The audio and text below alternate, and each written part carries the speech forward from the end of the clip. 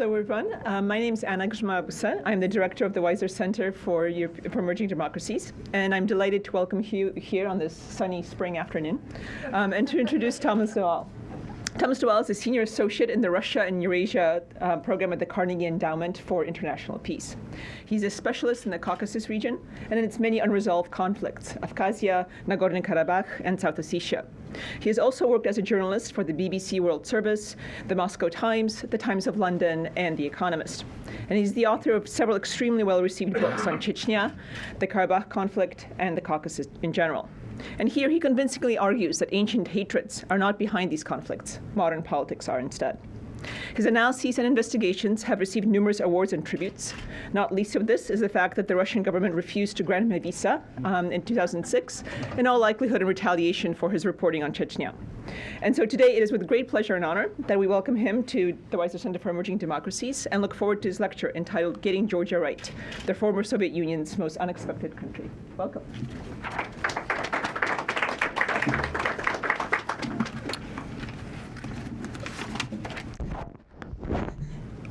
Thank you, Anna, and thank you to everyone at the Weiser Center for organizing my visit to Michigan. You've organized everything beautifully except the weather, and that's, you know, I don't take that personally. I'm going to talk about Georgia today. I have no illustrations, but we just called up one picture for you to reflect on. Why are these two men lighting candles? Who are they, and what does this tell us about Georgian democracy? That's my one illustration for today. And I'm going to, so let me begin with the story of an election. So let me begin with October the 1st last year, when an election in the former Soviet Union produced a result that not many people were expecting. The opposition won, the government lost, and handed over power peacefully. And not just that, the wheels of government continued to roll, the constitution held up, and the leaders of the two opposing parties, the two men that you see before you, the Prime Minister and the President respectively, continued to serve in the same city alongside each other. So this was a phenomenon. It's a phenomenon that we're obviously used to in the Western world, but this is the former Soviet Union. And since 1991, with the exception of the three Baltic states, which were always, as it were, semi-detached parts of the Soviet Union, I think observers have got used to perpetual disappointment with the new states that emerged from the wreck of the USSR. And speaking very crudely, I would say everyone has put these countries into two categories, either one-party authoritarianism or chronic dysfunction. We see examples of the former in Vladimir Putin's Russia, in Lukashenko's Belarus, in 4 of the 5 states of Central Asia, in Azerbaijan. We see or saw the latter, chronic dysfunction, in Boris Yeltsin's Russia, in Ukraine, in Kyrgyzstan, and to some extent in Moldova. And one country stands out as being a bit different, and this is what I want to discuss today. The country which may possibly, and I do stress the possibly, be the exception, and where there may be some signs that functional democracy may be working, and that country is Georgia. Well, maybe or maybe not. So let me preface what I'm going to say with the fact that those of you who only know a little about what's going on in Georgia at the moment will know that the situation that I have described, in which these two men are working alongside each other, is far from smooth. As in the rest of the former USSR, leaders matter more than they probably should. Here we're talking about two of them, both larger-than-life personalities, each probably worthy of a full lecture in himself. On the right-hand side, on the left-hand side, let's start with him, we have the new Prime Minister of Georgia, Bidzina Ivanishvili, Georgia's richest man, worth, according to Forbes, about $6 billion, which is about half the GDP of Georgia, a man who comes from a small village, made his enormous fortune in Russia, and came back to Georgia only a few years ago. On the right, we have Mikhail Saakashvili, who, when he was elected president of Georgia in 2004, was Europe's youngest head of state and has been for 9 years the hyperactive leader of Georgia, not only in Georgia but all over the world as well, a man who's hard to ignore. Now, it's Georgia's misfortune that these two men, this is probably the most peaceful picture one could find of them, now undergoing enforced cohabitation, a word that, by the way, does not translate into Georgian, until Saakashvili steps down later this year. These two men loathe each other. Up until October 2012 and the election, Saakashvili spent much of his time trying to destroy Ivanishvili by, for example, attempting to strip him of his Georgian citizenship. Since the election in October 2012, Ivanishvili has spent much of his time trying to destroy the president and his inner circle by, for example, having several of Saakashvili's former officials arrested for alleged abuse of power. The presence of these two men means we also have two narratives about what happened in Georgia last October and what's happened in Georgia over the last 9 years, since the Rose Revolution of 2003, which brought Saakashvili to power. To listen to the man on the right and to adherents of Saakashvili, their management of Georgia over the last decade transformed a small, corrupt country from a failed state into a functioning state for the first time. The October election was a setback to this ongoing reform, but it was also a proof of Georgia's democratic credentials. To listen to the man on the left, the current government and his supporters, you would hear a different story, that Saakashvili built a facade, he built a system which was superficially impressive but very abusive underneath, that he lost the election, he lost his mandate, and this system now needs to be dismantled. Now, you'll probably guess that I don't fully subscribe to either narrative, but more about this later. And yet, this is politics. It's important to point out that mutual loathing in politics is not exclusive to Georgia. It exists in many countries around the world, even in the United States. And this rivalry is being fought out in the political sphere. It's not being fought out on the streets. So, to zoom out again, I want to ask the questions, why Georgia? And is the outsized attention that this small country receives justified? So this is the theme of my short lecture today. And I hope I'll tell a story that's not of interest not just to people who know about Georgia, but it's a story about the role of a small country in the international system, and it's a story also about democracy in general in the post-Soviet space. So let me begin by trying to describe Georgia to those of you who don't know it and haven't lived there. I start with an obvious point. Georgia is a small country in both size and wealth. Its population is about 4.5 million people. In US terms, that means in area and population, it's about the same size as South Carolina, or about less than half the American state of Georgia on both counts. It's much poorer than its three big neighbors, Russia, Turkey, and Iran, none of which we think of as being particularly wealthy countries. Its GDP per capita is actually around $5,000, which puts it in the category of lower middle income countries around the world, roughly on the same level as Sri Lanka, Bolivia, or Morocco. So it's a small and relatively poor country. Now, geography is also important. Georgia is remote. It's a mountainous country in the borderland between Europe and Asia. Within that small space, it has an amazing variety of landscape and ethnographic tradition, what you might call an inbuilt diversity and pluralism. Every valley is different. Charles de Gaulle famously said of France, "How can anyone govern a nation that has 246 different kinds of cheese?" Well, the same could be said of Georgia. How can anyone fully understand, let alone govern, a country that has 400 varieties of wine and dozens of ethnic groups? The country Georgia in the Georgian language is Sakartvelo, a place where people speak the Georgian language. The language also adds to the obscurity. Georgian is not related to any other European language group and famously difficult. It may be the only language in the world where a word combines 7 consonants in a row. We do have a Georgian in the room, so I was going to attempt the word prutskvni, which I think means to peel. I peel an orange or something like that, which has indeed 7 consonants in a row. Now, this is not just of ethnographic interest. This means that this is a language of which almost no non-Georgians speak. This is important. All of this could make Georgia easy to ignore, a marginal country in a busy world. So if Georgia matters, it is by the efforts of the Georgians themselves to make Georgia matter. Now, there's a common outside conception of the Caucasus region as a whole as an area of geopolitical competition, a big chessboard in which the great powers push the small nations around like pawns. Well, I've spent most of my career trying to argue against this conception. I have a different perspective.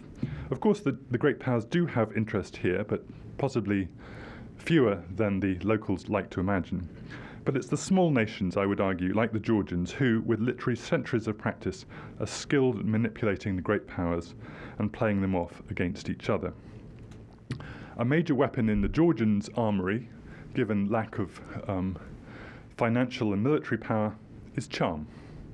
A culture of panache, expensive generosity and hospitality extends into politics and diplomacy, frequently making an impact way in excess of Georgia's stature.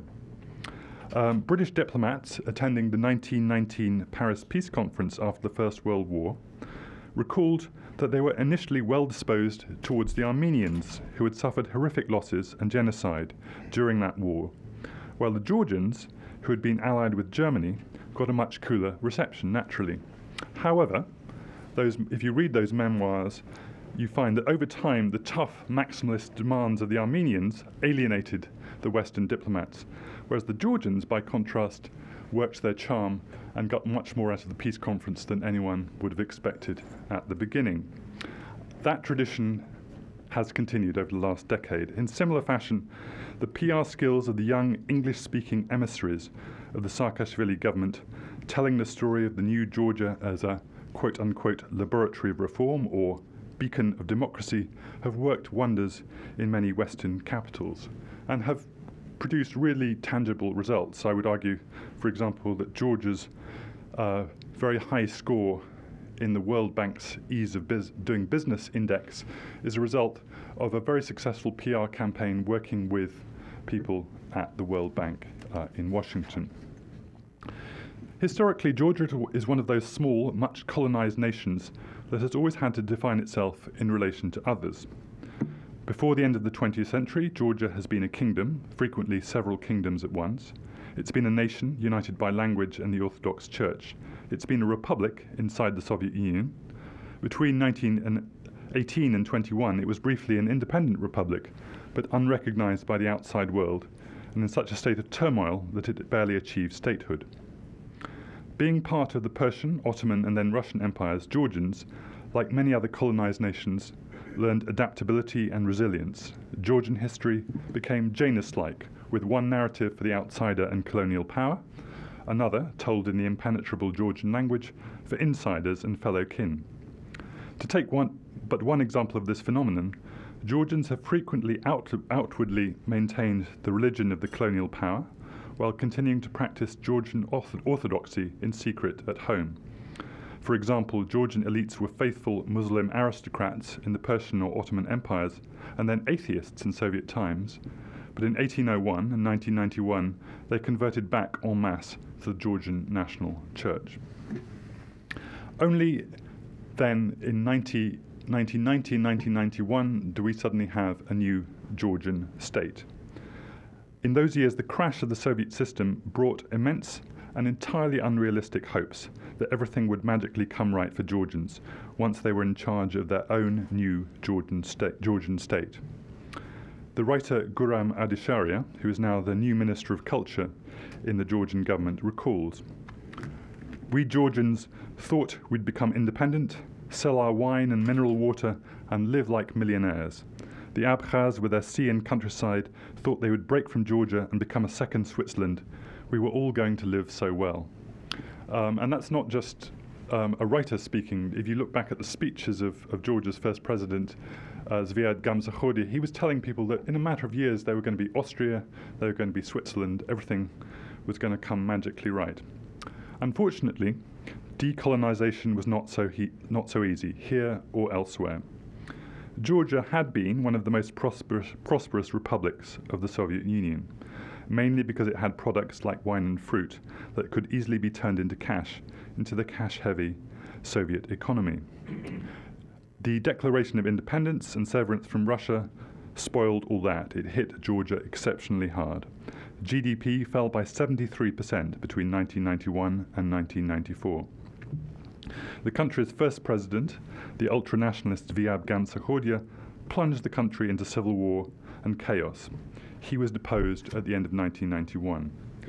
Former Communist Party leader and former Soviet Foreign Minister Eduard Shevardnadze returned in 1992 to salvage the situation. But Shevardnadze had legitimacy, but virtually no power. He once compared, I think this was in 1992, his government to a single fire engine serving an entire city. For years, Georgians had virtually no salaries, no pensions, or even regular electric power. Jaber Yosseliani, one of the warlords running the country before Shevardnadze finally managed to put him in jail, famously said, "Democracy is not eating a plate of beans." I think he actually talking about lobio, the Georgian black beans. And I think there were dozens of Western governmental and non-governmental employees in Georgia in the 90s spreading the good news about democracy and the rule of law. But I would argue that Yosseliani was more accurate than they were. Here was a first lesson for a small post-Soviet, post-colonial country. You can't have functioning democracy if you don't have a state. Shevardnadze's Georgia had plenty of pluralism. For example, and this is a story of many other post-communist countries, it had literally dozens of political parties, with every conceivable platform, from monarchist to Stalinist, competing in a very lively parliament. A total of 145 political parties competed in the 5 parliamentary elections Georgia held from 1995. Most of these parties, however, could be confined to one living room and were associated with individual leaders, and many of them still are. We think of the party of Irakli Alasania, the party of Nino Borjanadze, the party of Topadze, and so on. When the leaders disappears, generally the party does as well. I think the one exception to that is the Georgian Republican Party. Throughout all this time, however, the bigger institutions remained very weak. Shevardnadze's Georgia continued to live by old structures of patronage and informal networks, a system that has been called neo-patrimonial. A clan leader controls flows of resources, provides protection, collects revenue, distributes jobs. These two gentlemen are in a church, and I wouldn't stretch the analogy too far, but the biggest patriarchal leader is the patriarch himself in Georgia, who's consistently, opinion polls show to be the most popular person in Georgia, the patriarch of the Orthodox Church. So this neo-patrimonial system can be disparaged as corrupt and archaic. In many ways it is that. But if there's no proper state to look after you, it does make perfect sense. Besides, what is called nepotism in the West is, in the culture of the Caucasus, received as something positive. It means taking care of your dependents and family members. In Georgia, it's shameful not to give your nephew a job if you have the opportunity to do so. So Shevardnadze's Georgia ended civil war and healed wounds, but at the cost of this weak informal political system devoid of strong political institutions. This all ended with the Rose Revolution of 2003, when a new generation, led by Saakashvili, took power and swept aside the old structures. In the first couple of years, Saakashvili and his team attacked corruption and criminality. People paid their taxes for the first time. The budget grew many times over. A working government and state services were built for possibly the first time. It was aggressive. It was rightly called liberal Bolshevism. But for a while, Georgia was indeed a success story to be celebrated. And yet, there was also continuity. This was not, as Saakashvili often proclaimed, a year zero for Georgia. Informality continued by another name. no longer devolved and subcontracted to others as under Shevardnadze, but this time monopolized within the system by the new ruling power, elite. The Greek scholar Ilya Rubanis has a nice name for the Georgian political system. He calls it pluralistic feudalism. Basically, he argues, a strong leader leads a political movement, competes within semi-democratic political space, and once elected, becomes a basically unaccountable feudal leader. This is Georgia possibly up until 2012. As in other post-Soviet countries, incumbents enjoy huge levels of support right until the moment until they don't. In Georgia, in 1991, Zviad Gamsakhoria was elected president of the country with 86% of the vote. Then he was deposed. A year later, his nemesis, in 1992, Edward Shevardnadze, was elected chairman of parliament with 98% of the vote, the same people voting for the former communist leader who a year before had elected the ultranationalist. Shevardnadze in two more presidential elections in 1995 and 2000, both times collected more than 70% of the vote. Then Shevardnadze was removed from office, and in 2004, in January, Mikhail Saakashvili was elected with 96% of the vote. What does this tell us? Well, I think this tells us that incumbency embodies power more than the other way around. Bear this in mind when you hear about weak opposition in a post-Soviet country. Often people say, well, of course the incumbent is strong, but look at the opposition, it's so weak. I think this is a bit of an illusion. Public opinion in these countries is not a monolith. It's more like a wave that can build suddenly and challenge an incumbent as if out of nowhere. This is basically what happened in the Georgian elections last year, and something a bit similar is happening in Armenia and Azerbaijan this year, although to a lesser extent. Just to give you some more figures about last year's Georgian election and about opinion polls and why it took people so much by surprise. Well, in September last year, the National Democratic Institute did a poll which recorded about 30 to 40% support for Saakashvili and his United National Movement Party, and only 12% support for Ivanishvili's Georgian Dream coalition. There was a huge number of don't knows and refused to answers, which was quite hard to read. Only a month later, in October, Georgian Dream won the election with 55% of the vote. In December, Ivanishvili was already enjoying a favourable rating of 80% and Saakashvili of only 29%. So again, a wave built as if out of nowhere and swept away Saakashvili.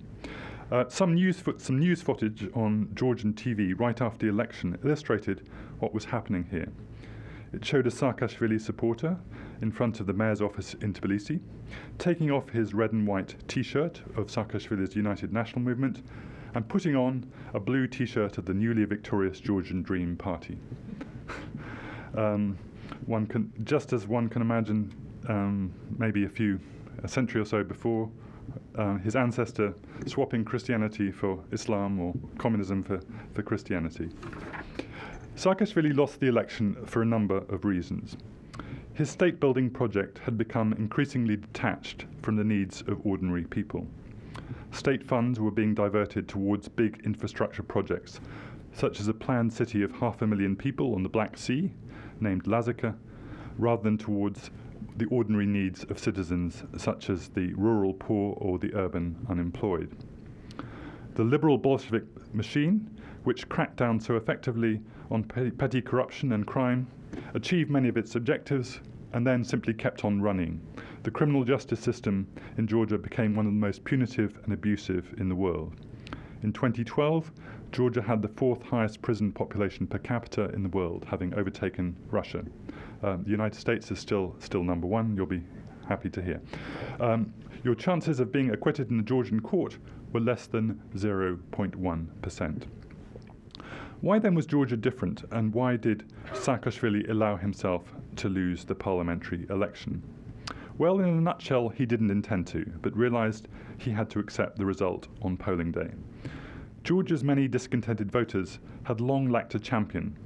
They eventually found one in Bidzina Ivanishvili, a man who had both the name and the money to face down the formidable state machine and governing party constructed by Saakashvili.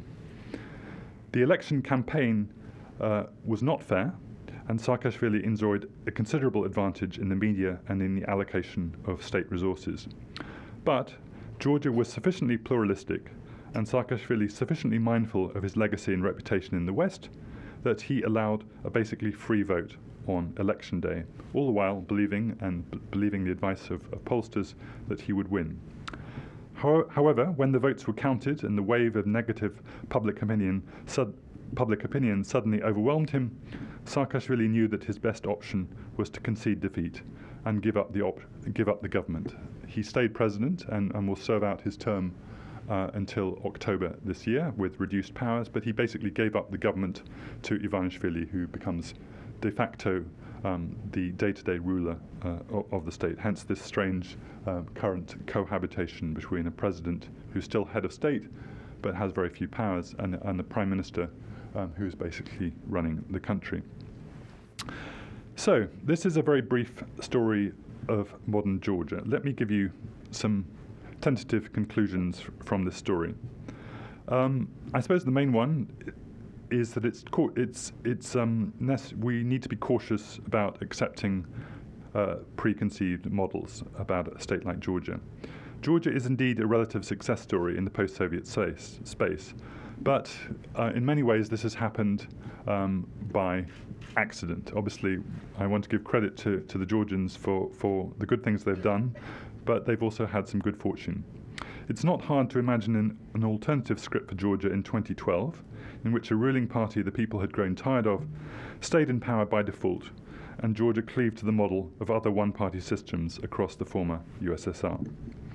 I suggest also that we should be more frugal in using the word democracy. The word was overused in the 1990s in the post-Soviet space, particularly by keen Western advocates of democratization, some of whom had moved on from Central Europe, where it had all looked so easy. It triggered a backlash, particularly, I would say, in Boris Yeltsin's Russia, but also in other places. It's difficult to have democracy without a functioning state, in which there is a working contract between government and citizen. If an abusive and non-responsive government is seen to be elected by quote-unquote democratic elections and congratulated by foreign powers, that undermines trust in the idea of democracy itself. So rather than democracy, I would prefer to use the more cautious words of competition and pluralism. And Georgia certainly has both of these. I've sketched out the history of pluralism in Georgia, its inbuilt pluralism from geography and history. And also, I would argue, in an urban culture, particularly in the capital city of Tbilisi, which has taken the lead several times in ousting an unpopular government. But we should also note that the feudal tradition in Georgia is still strong. Many people voted for Bidzina Ivanishvili on the grounds not that he was a democratic savior, but purely that he was Georgia's richest man who could personally pay to fix their problems. The new government is doing many positive things in the fields of judicial reform, breaking up business monopolies, and assisting agriculture. But many people also see it as a broom which is sweeping out the old guys and putting in our new guys who will look after us. Georgian Dream is not a monolith. It is a coalition which will eventually break up. But there is still a risk that the leading part of it, with Ivanishvili's blessing, could evolve into the same politically monopolistic ruling party as its predecessors, and that we see in neighbouring countries. In the last election, commentators identified three types of voter in Georgia. There were the Mishists, the Mishisti, they called them Mishisti in Georgian, who supported Mikhail Saakashvili. There were the Dreamers, the Otsnebisti, who supported the Georgian Dream coalition of Ivanishvili. And there was a third category of voter who was called a Shuashisti, which comes from the Georgian word in between, Shuasha. In other words, these were the in-betweeners. Now, I'm told that in Georgian the word shuashisti has negative connotations. I would suggest that Georgia will not be a functioning democracy until Georgians can say with pride, I am a shuashisti. I am an in-betweener. I do not support one strong force or another. The former European Union ambassador to Georgia, Per Eklund, once used a good metaphor about the country's progress. He compared it to a tango, which dancing 2 steps forward and 1 step back. So if we look at Georgia over the last 20 years, we do see the tango being danced. In 1990, Zviad Gamsakhodia made a disastrous and unprepared leap into independence. 2 years later, he was violently overthrown. Edward Shevardnadze then saved the country from complete breakdown and collapse. In 2003, Shevardnadze in turn was overthrown in a peaceful revolution. Mikhail Saakashvili then undertook a program of state building. In 2012, for the first time, Georgia underwent a peaceful transition of power, this time through the ballot box, and Saakashvili lost power. So there is forward movement. Georgia is also learning to balance the claims of independence and dependence. Foreign policy and Georgian-Russian relations in particular is not a topic I've touched on today, although obviously the relationship or lack of a relationship with Russia has a huge influence on Georgia, but I'm happy to discuss that in your questions. Clearly, Georgia's had to manage a very difficult relationship with Russia over 20 years. Some leaders have managed this better than others, shall we say. Shevardnadze in particular, managing to achieve a more balanced relationship with Russia than either Gamsakhodia or Saakashvili. In 1990, Gamsakhodia tried to lead Georgia from complete dependence to complete independence, cutting off all links not only with Russia, but also the other neighbours. The results were catastrophic. Nowadays, Georgia is much more fully enmeshed in the international system of organizations and mutual political and economic dependencies.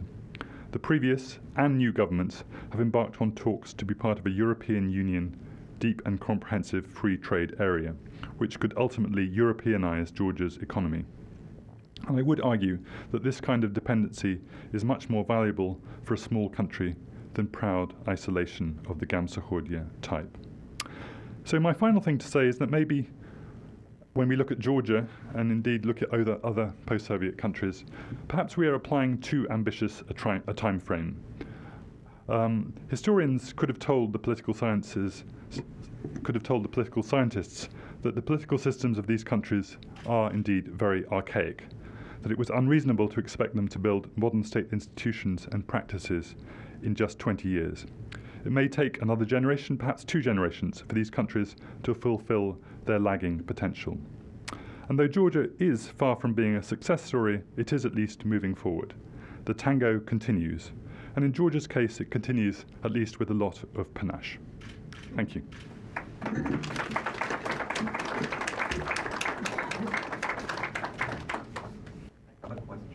Thank you for your illuminating presentation and for your analysis of the situation in Georgia. My first question has to do with the Russian-Georgian war of 2008. To what extent do you think that war contributed to the fall of the former president Saakashvili? And the second has to do with my own interest in the activities of the Caucasus Emirate. It's a more or less virtual state that exists in the Northern Caucasus. And it used to receive a considerable support from Georgians, either through government or some individuals. And more recently, you probably heard of the rather unpleasant killing of Chechens, allegedly by the Georgians, that resulted in a great scandal, and the Caucasus Emirate condemned the former government for what they described as a terrible massacre. Would you comment on this? Right. Just to clarify, the second question, you're referring to the incident last summer in... Yes, when a group of Chechens right. who were about to cross into southern Dagestan were right. ambushed. Right.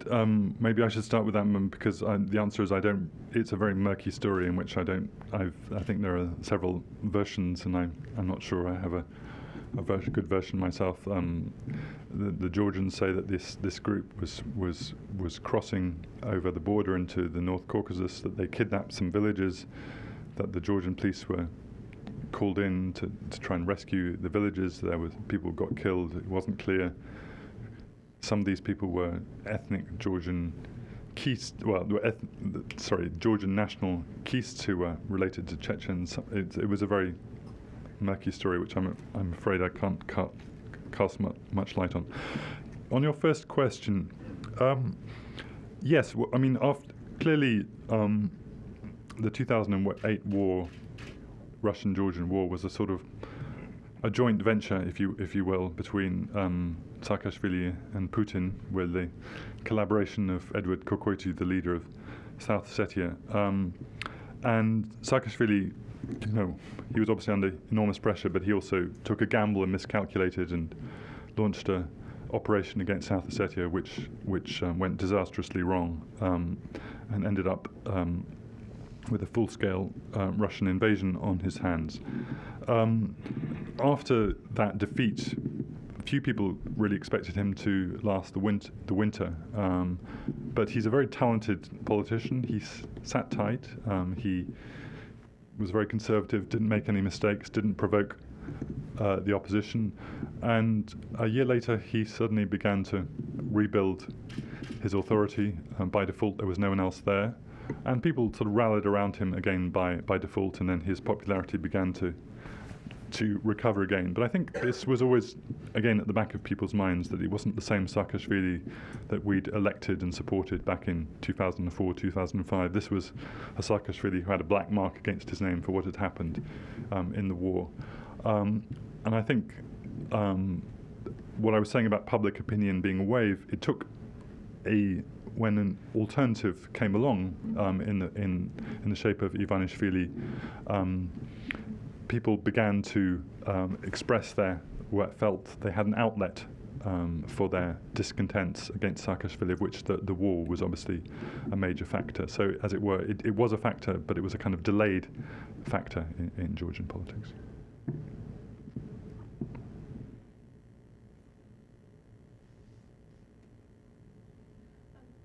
So what about Ivanishvili? Is he likely to leave power when his term comes up? Does he have shown any inclination?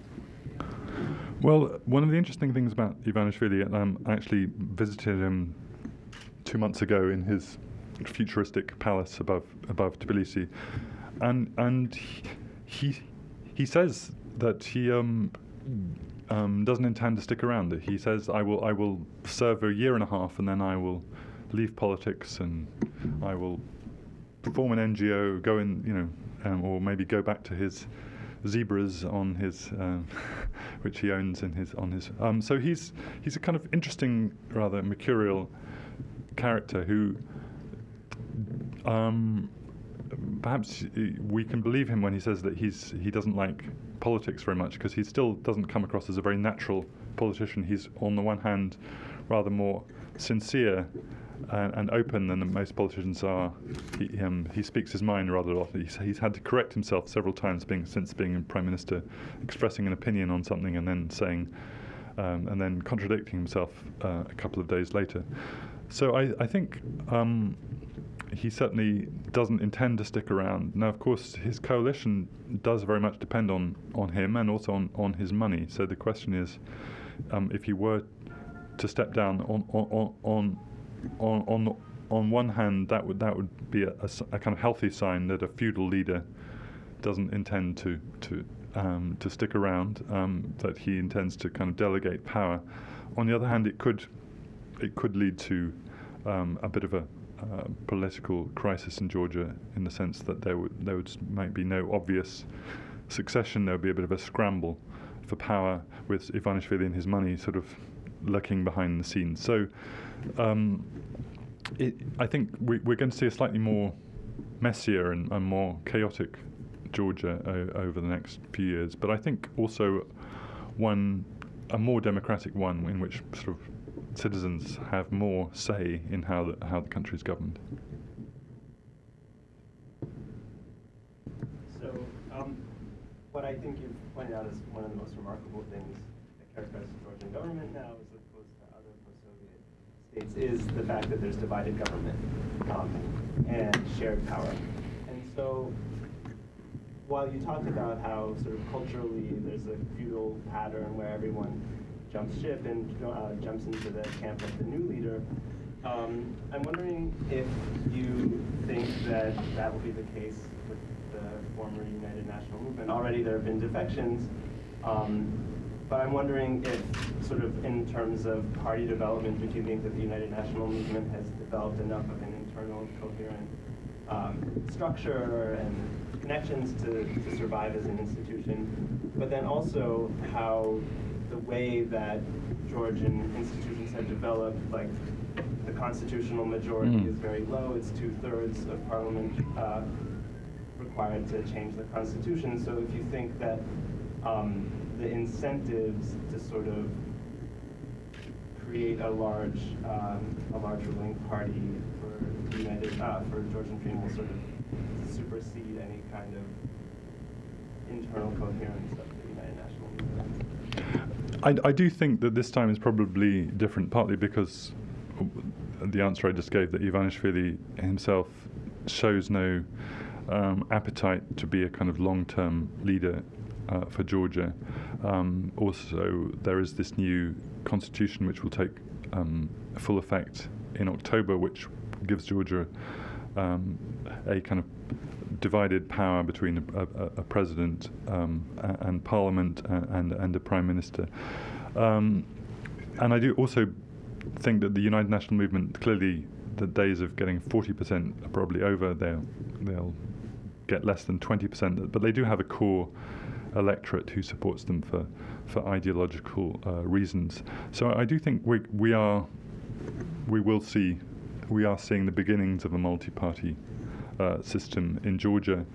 And the other thing to say is that the parliament, I think, is impressing people. That people are watching parliamentary debates. It's quite fast and furious, but you have quite an impressive, much more effectively than these two guys who really can't stand each other, the leader of the parliamentary majority and the minority, the two Davids, David Usupashvili, who was in Washington last week. I was moderating him at the Carnegie Endowment last week, and David Bakradze, the leader of the minority faction in Parliament. They seem to be, working a lot of things out together, which is a sign that the parliamentary system is actually beginning to work in Georgia. It's still fragile. It can still go wrong. If many more people get arrested, it could still go wrong. But there's a sign that there is a sort of pluralism is becoming a bit embedded within the system. Now, this obviously,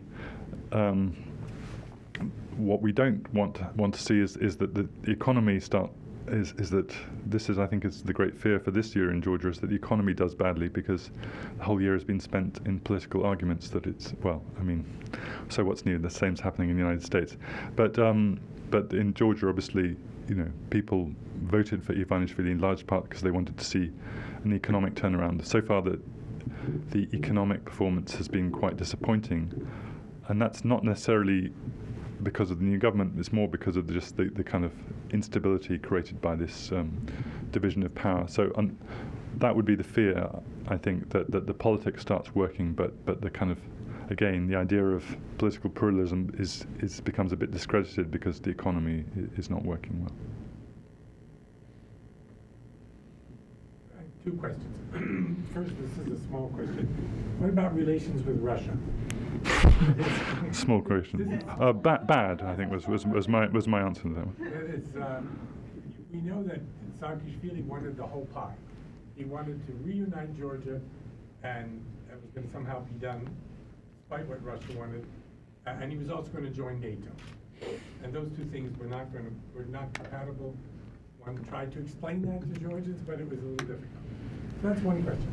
The bigger question is, since you're speaking at the Weiser Center for Emerging Democracies, I wanted to ask you, what would be some of the kind of conditions, preconditions, whatever, that would make it more likely that the republics of the Caucasus, of South Caucasia, particularly Georgia, were able to move into that direction? Now, I like your suggestion that we should be more modest and not talk about full-blown democracy, but rather competition and pluralism. But it seems to me there are some fundamental cultural and social factors, long historical structures that are making it difficult in this situation to move to anything that looks like the West, and that our expectations 20 years ago, 25 years ago, were completely misplaced. Mm-hmm. Right. Okay. In answer to your small question first, relations with Russia. I think this is another interesting phenomenon. Is how the Russians have totally miscalculated on Georgia. The Russians basically said our enemy is Saakashvili, our enemy is not Georgia. But then they went ahead and recognized Abkhazia and South Ossetia as independent states in August 2008, following the war. So they recognized two territories, disputed territories, that problematic territories, which would still, they hitherto had regarded as de jure part of Georgia as independent states.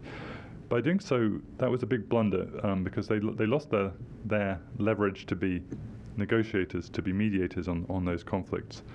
And they also basically created a permanent dispute with Tbilisi, which meant that they lost all leverage over the Georgian government. And they must have, and suddenly Saakashvili is defeated. And who is the guy running around Tbilisi doing all the talking, mediating between the two parties? Who is it's the American ambassador who has a fairly good relationship with both Ivanishvili and Saakashvili, and the Russians are nowhere to be seen. The Russians simply aren't there. And Saakashvili had spent much of the election campaign saying that Ivanishvili was an agent of Putin, an agent of the Kremlin. The electorate basically didn't buy it. They said, we're not interested in that kind of talk. We're just going to vote for him anyway. So what does this show us? I think this shows us, one, there's a major problem in Georgian-Russian relations, which is not going to be solved anytime soon, maybe for 20, 30 years possibly, which is Abkhazia and South Ossetia. Two, Georgia's basic strategic orientation will continue towards the West, and more, I would say, the EU than NATO. I think NATO is pretty unrealizable, and we'll leave the EU to next. But third, I think Georgians want, and probably Russians too, but mainly Georgians want a restoration of relations with Russia for very pragmatic issues, visas, trade, cultural links, sporting links, and there the new government has done the right things as far as Georgia is concerned. They say that Georgia will take part in the Sochi Olympics in 2014. They've negotiating for the lifting of the ban on bourgeoisie, mineral water, and on wine, which seems to be re-entering the Russian market, which will have a huge impact, particularly in eastern Georgia and Kakheti for farmers, where 80 or 90% of Georgian wine used to go to the Russian market. And then the next step would be visas, and that's still a bit elusive. It's very hard for Georgians to travel to Russia, and that is a problem because there are, at least 1 million Georgians living in Russia, many of them sending remittances home. So basically, relations with Russia, I think, are stabilizing, but will never improve fully. And I think that's actually, if you're a Western strategist, that's a pretty good result. The situation is much calmer, much less chance of a conflict. But on a basic everyday level, Georgians are getting more out of Russia, and yet the basic orientation continues towards the West. Now, your second, slightly bigger question. I think the problem with the Caucasus is it's a neighborhood where there's not much good news around. There's not much to inspire you if you're a democracy activist. You see there is lots of unresolved conflict which could flare up. There's Iran. There's Russia in the North Caucasus to the north. I think that sort of the bits of good news in the neighborhood are Turkey, which I think is a sort of example of becoming with many bumps, but becoming a more open place with an improving economy, as an example. And the European Union, again, it's a big internal crisis, but is also this huge market and huge wealthy neighbor across the other side of the Black Sea. And I think the early part of the Saakashvili era, Georgia did make a stride in that direction, and then got somewhat derailed. But hopefully now's the time for another push. I mentioned the deep and comprehensive free trade area with the EU. What that would do would give Georgians privileged access to the European single market, not as a full member, but as an exporter. Now that involves a quid pro quo whereby Georgia has to impose quite a lot of regulation, raise standards, and that's pretty tough. There's a short-term pain for a longer-term trade-off. Now that's difficult, and I think for the EU should, and maybe the Americans too, should be helping Georgia with the adjustment. But in the longer term, that really does set Georgia on a kind of European road. And I think that also surely will have some effect on Armenia and Azerbaijan. Already, I think partly the opposition in Armenia was a bit more confident in this election because of the Ivanishvili effect. We're seeing quite a much more political protest in Azerbaijan than we have for many years. So I think a kind of a Georgia which was both democratizing and the economy was doing well, which was a success story, could be a good example for Armenia and Azerbaijan as well. Of course, many things can go wrong. I've already mentioned the fact the economy this year is not performing so well. But again, let's take the longer view. I do think Georgia has at least now the ingredients for success. How they get cooked is another matter, but the ingredients are certainly there.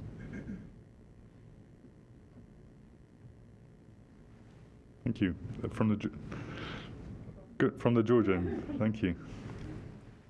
You talked about building relationships with Russia, and you also mentioned some benefits that relationships will bring, such as market and others. I was just wondering, are there any costs of building this relationship, and do you think that Russia will give us these benefits without requiring costs on us? Certainly Russia is not an easy place to deal with. The costs, I suppose, could be an increased Russian presence in the economy. You already have quite a large, this is one of the dark secrets of Saakashvili's Georgia, that the Russians actually already own large parts of the economy, the electricity sector, one of the banks, one of the mobile phone companies, Beeline, one of the mines. So Russia's already in the economy, although Saakashvili would never talk about that.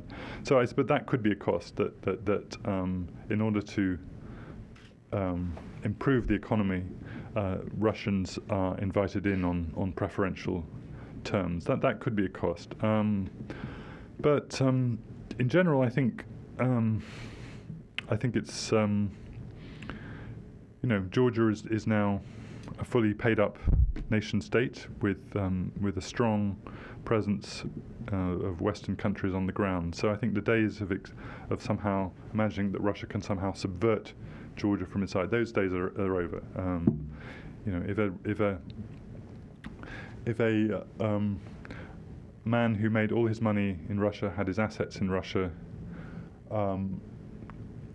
the moment he becomes leader of Georgia, also declares a Western orientation, that tells you that structurally Georgia is a different place from where it used to be 10, 20 years ago. So I think Saakashvili liked to use the Russians as an instrument, but I think Russia is basically not the power that it was in the South Caucasus 10 or 15 years ago. It's basically a declining power, which has very few instruments of power, of which maybe business is probably its last instrument. It has soft power, which is often quite positive soft power. The Russian language, I think, I regret that Russian is no longer so widely taught in Georgia. I think that's a big mistake. After all, what language will if Georgia wants to somehow integrate Abkhazia and South Ossetia, what language will Georgians speak to Abkhaz and Ossetians? It won't be Georgian.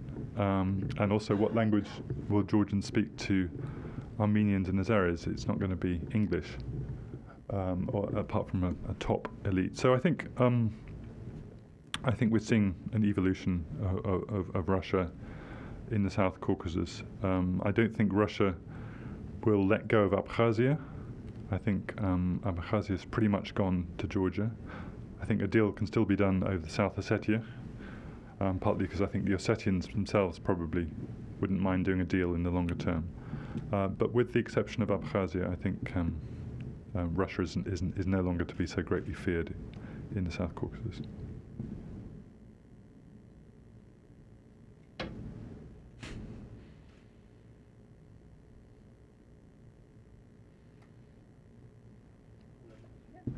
So I'm curious, we talked a little bit at lunch about hypotheticals. So I want to bring them up again. In terms of how the Georgian election went in October, I mean, given that there were 8 years of blunders, war in Russia, and an increasingly outlandish program of policies like treating the city that you mentioned, or moving the capital and stuff, it seems that would there not have been the prison abuse scandal, the Georgian vote might have likely gone to Saakashvili, the Georgian dream would have passed, and that, we wouldn't have seen the surprising outcome that we saw. So I'm curious what we should learn or glean from that lesson, sort of what it takes to have a change of power in the South Caucasus. Is it sort of why? I mean, one, I guess, do you think that was the crucial straw? Or, and if so, then what could you imagine sort of going on in neighboring countries that would lead to the same type of surprising outcome? Right. Given that sort of in the normal course of semi-stolen elections, we should see a change in power from the incumbent. Right, that's an interesting issue. For those of you who don't follow Georgia as obsessively as Ely and I do, the prison abuse scandal was in September, about 2 or 3 weeks before the election. Suddenly these horrible videos were released showing graphically images of torture being committed in Georgian prisons, something that people knew something about, had suspected or feared or heard rumors of, and was suddenly graphically presented to them. And this sort of crystallized feelings of discontentment and outrage with the former ruling party, and it kind of built momentum behind the opposition in the last couple of weeks of the election. It's impossible to tell what role they had, whether this was just a kind of crystallization of something that was happening anyway, and whether the opposition and Ivanishvili would have still have scored the same result in the election. People don't usually, when they cast their votes in an election, they don't usually cast a vote about prisons. It's usually the economy and pocketbook issues. So it's hard to tell. And I've heard both sides of this argument, and I'm not sure myself whether the prison abuse scandal was absolutely crucial or just incidental, or somewhere in between. But I think your broader point, I think, is that a crisis, these kind of one-party systems are kind of rather tottering structures, and something can happen. Something can always happen out of the blue, which exposes their flaws. And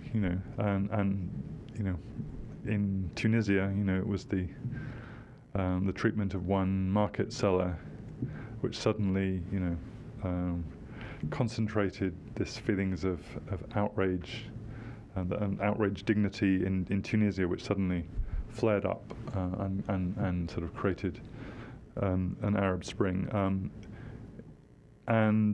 So I think it's impossible to predict what could happen in any of these countries, which somehow can trigger a crisis.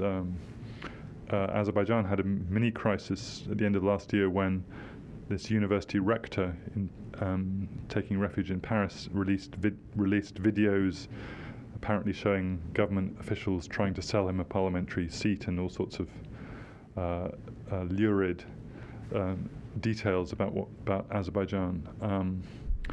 Azerbaijan, we've also seen a couple of riots in small towns, which seem to be triggered by very small incidents. So I think the basic truth is that authoritarian systems, as I say, are stable until they're not. Whereas more pluralistic systems have a greater robustness about them, where a single scandal can't break down the whole system, because the system has a more of an organic roots within society. Right. Yes, please. To ask one question. First of all, thank you very much for your very informative, interesting presentation. Yes, I used to read your reports published in the Institute for World Peace report for several years ago. My question may sound very naive, simple, but it's very important, and it relates to the South Ossetia events. First of all, we are living in a time when we are living fed up and maybe brainwashed by official propaganda, and the only source of impartial and unbiased information may be voiced by researchers. And as a researcher, as you are, can you say what had perpetrated the South Ossetian events? Because on 8th of August 2008, when normal people's attention was focused on Olympic Games in Beijing, that event erupted, conflict, very unexpectedly. Therefore, who provoked this event? Because I used to watch by satellite these both Russian TV channels and Georgian TV channels. I was amused. I still don't know who was behind. Russia, Georgia, United States, or other third forces. Thank you very much for in advance. Sure. Thank you for the question. I sort of gave, I suppose, my version of what happened in August 2008 in my book, The Caucasus, in quite a short chapter there. But it is a very interesting question. I suppose there's a short-term answer about what happened in those few days, and then there's a longer-term picture. The shorter-term thing is that on the night of August the 7th, 2008, President Saakashvili gave the orders to attack South Ossetia, believing that he could recapture the city of Tskhinvali, that this was Georgian territory, that his Western friends would forgive him for this act. And also, I think, anticipating that the Russians were up to something there and that he should act first. So he, as it were, fired the first shot. The Russians were indeed waiting for something like this, or indeed perhaps trying to provoke something like this, and were ready. They responded within a few hours. They came into South Ossetia. 24 hours later, the Georgians were pushed out of South Ossetia by the Russians, and the Russians pressed on into outside South Ossetia into northern Georgia. and rampaged there through there, and that was the 5-day war. And indeed, in the Western media, pretty much 90% of what we got was the second part of that, which was the Russian invasion of Georgia, and what had happened on the first day, the Georgian attack on South Ossetia, was rather largely ignored. But through subsequent reporting and the report by Heidi Tagliavini for the European Union, that picture has basically been reconstructed, and there are no, I think, big secrets out there anymore on that issue. I guess the longer view of it is that this was a sort of August 1914 type thing, which built up over a longer period, basically starting in 2006, when Georgia and Russia started provoking each other quite badly. The Russians by imposing this embargo on Georgian products, the Georgians throwing out Russian diplomats, humiliating them in public, saying they were spies. So both sides had, as it were, burning their bridges with each other back in 2006. And then here, the Western powers, particularly the United States, playing, I think, a very unhelpful role, making things worse. Ron already mentioned the NATO issue, the pushing Georgia into NATO agenda at the Bucharest summit in April of 2008, which, with the result, I think you end up with the worst of both worlds, that the Russians felt provoked and the Georgians didn't get anything out of it either. And also the whole issue of recognizing Kosovo in February 2008 as independent, something which the Russians also felt was a provocation, that this had been done against the express will of Serbia, which set a precedent, which in their mind, made things much more difficult. And indeed, if you the leaders of Abkhazia and South Ossetia, when they saw the Kosovo vote, obviously hardened their positions, believing that if Kosovo could get independence, then we can also hold out for something. So I think, and the third thing I would say about the American position at the time under the George W. Bush administration was that you talk to officials from that administration, and they say quite firmly, and I believe them, that they told Saakashvili, "Don't do anything stupid. We're not going to send in the U.S. cavalry." I believe that George W. Bush personally said to Saakashvili, "If you do anything," and yet there was a sort of little bit of ambiguity, because these messages were delivered in private rather than in public, which meant that I think the Saakashvili administration always felt that they had a bit of a let-out clause. Okay, they've warned us in private, but they've never warned us in public. If we do something a bit naughty, then maybe they'll forgive us. And attacking Skinvali on the night of August the 7th, 2008, I think for them at that point became something that they felt that they could get away with, that they would retake Skinvali. And the Americans would wake up and say, well, we told you not to do this, but this is after all Georgian territory, and we will forgive you. But of course, it didn't work out that way.